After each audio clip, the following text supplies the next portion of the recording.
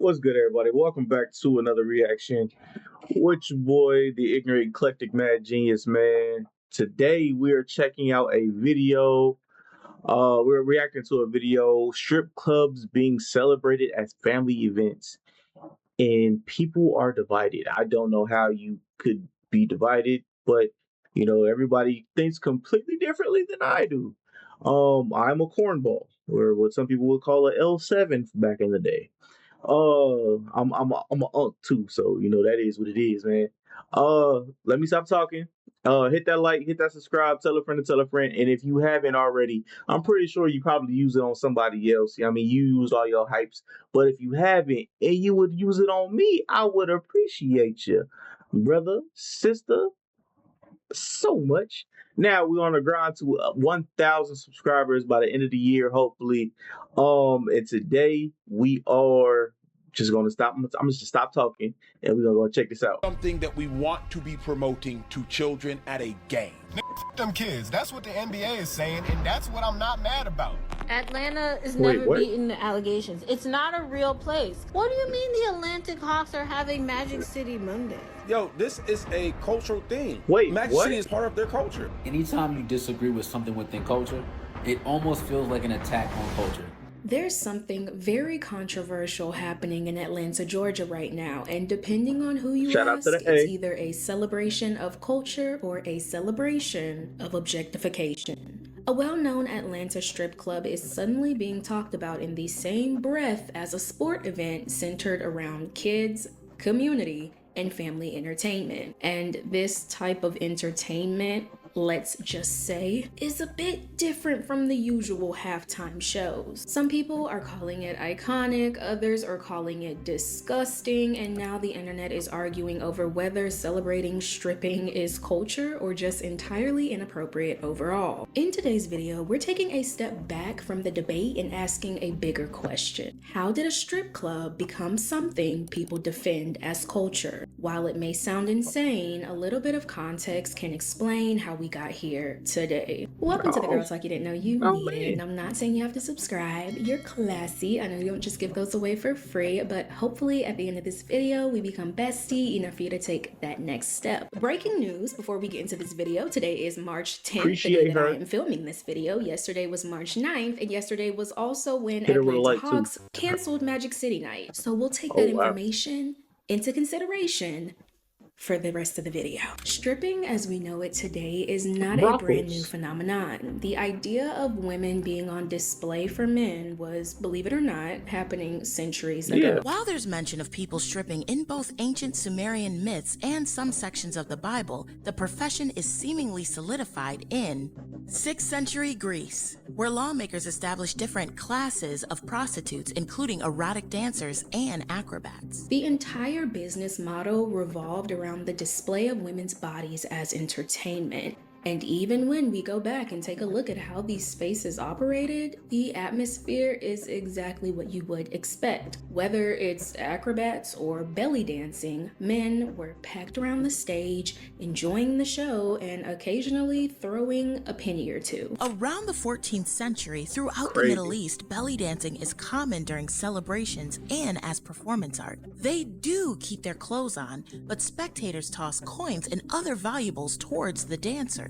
Oh, how times have changed, because in this day and age, throwing coins at dancers will have you thrown out the club onto the street. But moving on to the 1900s, where burlesque clubs were dominating nightlife, and it was built around teasing the audience instead of fully crossing that line.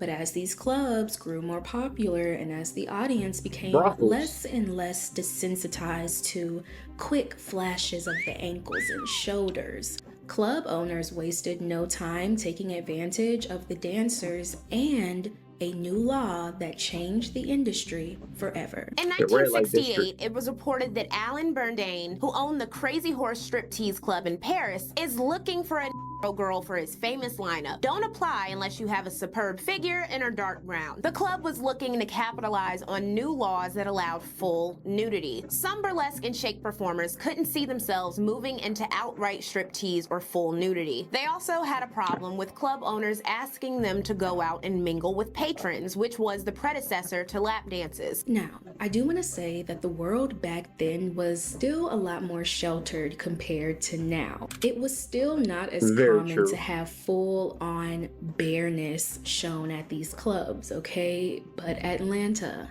oh, Atlanta. Let's just say they were playing by a slightly different set of rules. In some states like New York, it's illegal for clubs to be fully nude and serve alcohol. In Georgia, these laws don't exist. In the Atlanta clubs, full nudity and drinks are both allowed, which is why they're kind of iconic here. All nude strip clubs in Atlanta emerged shortly after and were regularly talked about in 1970s newspapers, but would be frequent targets of litigation and police surveillance. And around that time, Atlanta itself was starting to grow into one of the most influential Black cultural hubs in the country. It was growing into a city full of life, nightlife, creativity, and people constantly building the next wave of culture. I heard that Atlanta was a land of opportunity.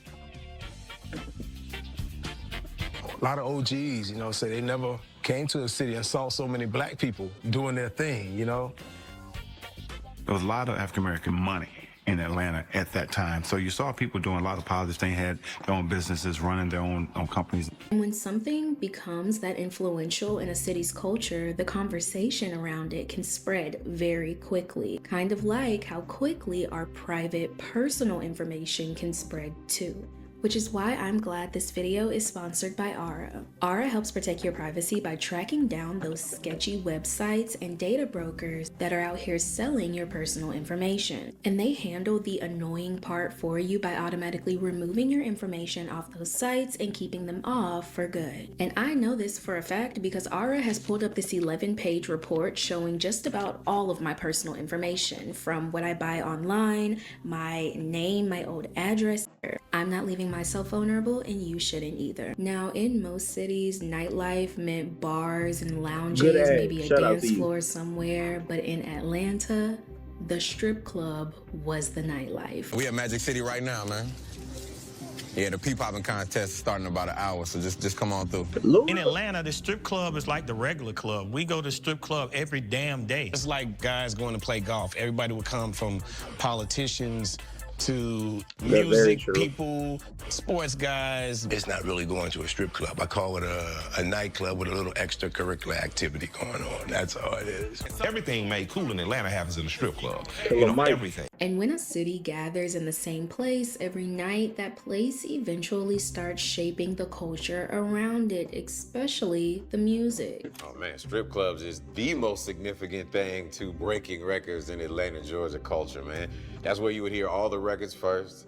People will come straight out the studio and take it to the DJs at the strip clubs. And I mean, I swear, strip clubs are so important that you would hear a record in the strip club a year before the rest of the world would hear a record spinning on the radio. So that's how far in advance, and how, when you talk about ear to the street, strip clubs first people to get. Rappers started bringing their music into these rooms long before the rest of the world ever heard them. Magic City was the place where DJs would spin new tracks, dancers would dance to the beat, and the crowd would decide right then and there if the song was actually hitting. Strip clubs played a major part in breaking records.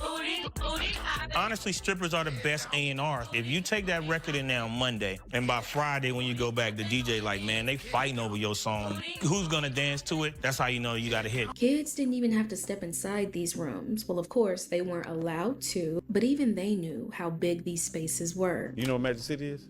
Strip club. A what? Strip club. Bro, how do you know this stuff, bro? I've never told you about Magic City. These after dark venues became much bigger than the stigma that usually surrounded them. They were a cultural landmark now. They were a symbol of the city's music scene and a huge impact on the culture and the community. People literally go there just to be seen. Like, man, I'm in Magic City. And it's a cool thing, man. You've had politicians in there, you've had athletes, entertainers, you know what I'm saying? And that's what Magic City's brand is. Did you even think in your wildest dreams that you would have such an impact on not only the business game, but the culture? No, not at all. So when people outside of that world start questioning it, the conversation quickly turns into something much bigger. You're not just saying, oh, these clubs are disgusting. You're saying, oh, this culture is disgusting. And you can't say that, right? There's too many layers, okay? It's not just Dirty Dancing, it's the rise of hip hop, it's the celebrity culture, the fashion, the slang, the entire identity. And that tension is exactly what exploded into the controversy we're seeing today. Something that normally lives in Atlanta everyday life, something that wouldn't make an AT alien blink an eye, is being introduced in a space a lot of people didn't expect. Well, folks, we have it. This is it. This is the best sports crossover event that you could possibly think of, because on Monday, March 16th, the Atlanta Hawks are having Magic City Monday. A lot of people have described it as a cultural pillar of the city. So it's really cool to see the fact that the Hawks are incorporating it. I can't believe that it's happening. Now, the Atlanta Hawks are partnering with Magic City, and they're presenting it as a celebration of iconic culture and highlighting its influence on hip-hop, sports, and black culture. Do you think you'll ever see the day, Gene, where the NBA teams will be highlighting a strip club? For some reason, out of all things that they have in Atlanta, child, they feel that, which, I mean, it is a staple of Atlanta, so they feel that Magic City has actually, you know, done something with the culture. So I guess, you know, if you're going to celebrate one thing, you can celebrate something else. And on paper, that probably sounds like a fun little cultural crossover until people actually stopped and realized what exactly was being celebrated. Why the would the Atlanta Hawks go and make a collab with Magic City?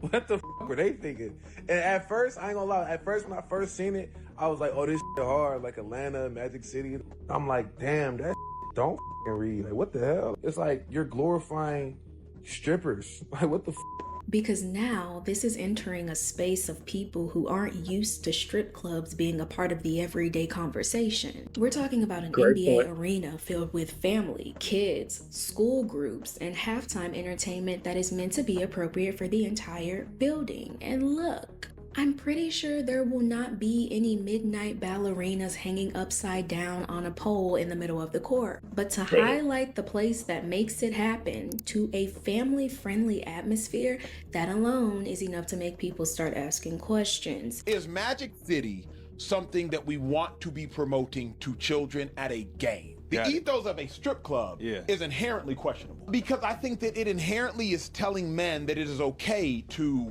objectify, or it is okay to simply look at a woman as an object. And one of the people asking the questions is NBA player Luke Cornett. He seems to think we might be uplifting the wrong things here. He spoke out, okay? He posted a blog titled Concerning the Atlanta Hawks, where he basically calls for the whole event to be shut down. Allow me to read you his Substack essay he wrote about the Atlanta Hawks and Magic City Monday night. I would like to respectfully ask the Atlanta Hawks cancel this promotional night with Magic City. The NBA should desire to protect and esteem women, many of whom work diligently every day to make this the best basketball league in the world. We should promote an atmosphere that is protective and respectful of the daughters, wives, sisters, mothers, and partners that we know and love. Allowing this night to go forward without protest would reflect poorly on us as an NBA community, specifically in being complicit to the potential objectification and mistreatment of women in our society. If we look at the bigger picture here, promoting an adult entertainment club to a family-friendly event is weird, because those two environments normally live in two different worlds, but Atlanta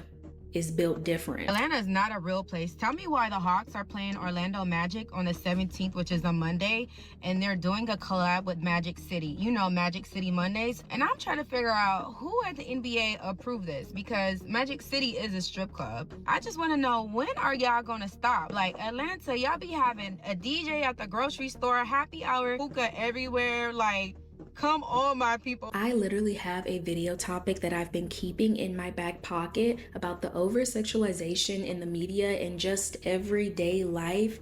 and the internet just keeps handing me ideas faster than I can even script the video, like a basketball team celebrating culture by highlighting the place where women's bodies are entertainment. I'm as big a basketball fan as you'll find. But also, if women are okay with this, then I'm just playing devil's advocate. If women are okay with it, I don't see the problem. But with the kid factor and the family friendly factor of the NBA, that is what I see a problem with. But if the women are okay with it, I mean, hey, sister, you do what you do. You know what I mean? Show your box. But I was dumbstruck when I saw that the Atlanta Hawks of the National Basketball Association were hosting an event to honor Magic City. People have said, well, there are women working there, so therefore it can't be sexist. If the women are still being exploited, underpaid, and undervalued, and exposed to misogynistic behavior, it still very much is a sexist institution. What Luke Cornett said sparked up a debate, because y'all remember earlier when I said, you're not just saying, oh, these clubs are disgusting. You're saying, oh, this culture is disgusting. Well, what a lot of people heard him say was, this culture is disgusting. First of all, Luke, all right? It's bigger than you. Yo, this is a cultural thing. Magic City is part of their like the strip clubs and all that, it's part of their culture. A lot of people that came through the ranks of playing in Atlanta, rappers, entertainers, they talk about it. They all speak about Magic City. It's part of their culture. And there's two aspects we could look at when it comes to people defending the Atlanta Hawks partnering with Magic City. One aspect is Magic City is Atlanta, and the other aspect is opposing that actually means you're going against women. The strip club scene in Atlanta is cultural. I think that you can't stand on the side of we support women's rights to do whatever they want. We stand with sex work, we stand with this, we stand with that, and then make this distinction as if it's a dirty thing and it sends a bad message to the world. Okay. Let's wrap our heads around this one because it's kind of a doozy. So, if you don't support women in these fields that, let's be real, a lot of the time can be very exploitative, and even if... Very exploitative is an understatement. I don't know about you guys, but there are women that are in the sex work, I'm trying to say this correctly, that are in a sex work field that, unfortunately, they go through a lot. And I'm talking about essay, I'm talking about overdosing on drugs and over medicating and things of that nature because of certain things that they either dealt with or are dealing with in life. And that's something that is honestly overlooked on so many different levels.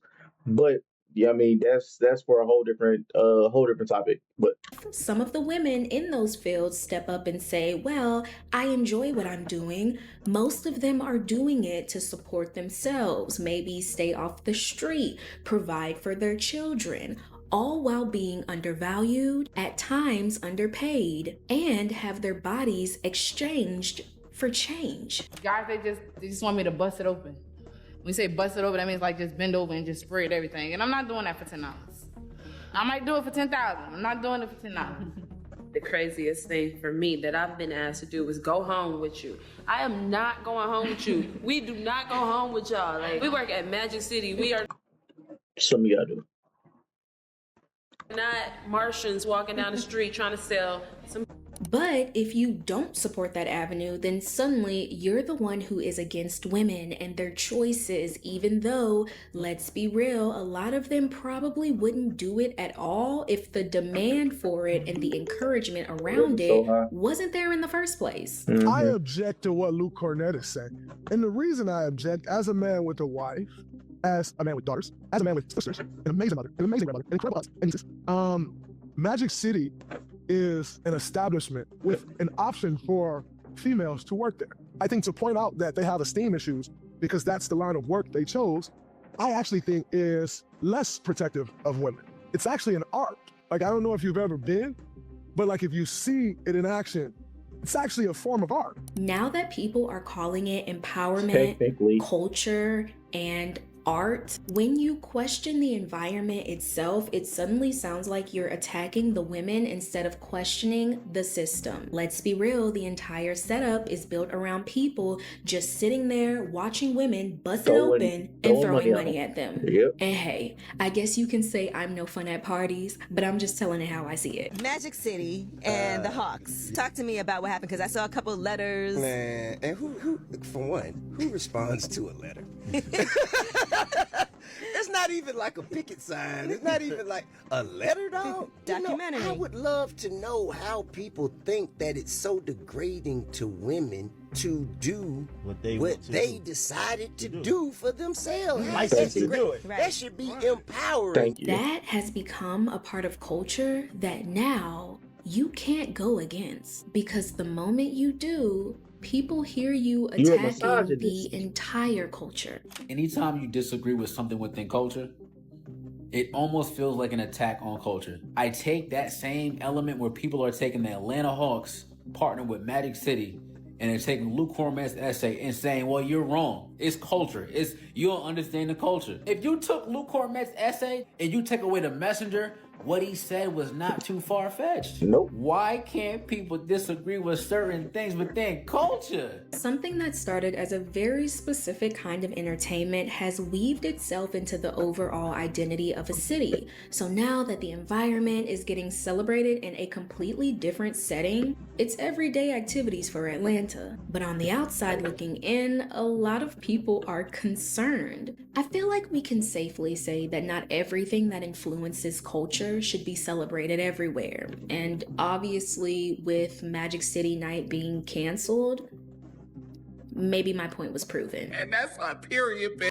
Honestly, I feel like we can debrief for a second. I didn't think that they were gonna cancel it. It came as a surprise to me, honestly, because when you go back into the history and when we really broke it down, how the strip club is literally culture, like Magic City is Atlanta, and you can ask anybody that lives in Atlanta.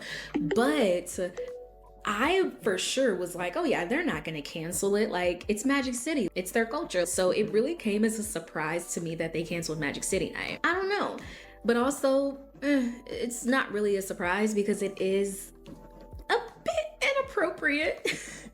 I would love to hear y'all's opinion below. I feel like this conversation has so many layers to it, and I would love to hear every opinion. All opinions are welcome, but please, let's keep it classy in the chat, okay? Thank you for tuning into the Girls Talk You Didn't Know You Needed. If you enjoyed this video, don't forget to like, comment. Yo, shout out to her once again. My thoughts have already been said. Is it culture? It depends on the individuals. Please hit the like, hit the subscribe, tell a friend to tell a friend. I'll catch you on the next one, man. We're on the road to 1,000 subscribers. The link for this original video will be in the description down below. Shout out to her once again. I will catch you on the next one, man. On to the next transmission. Peace.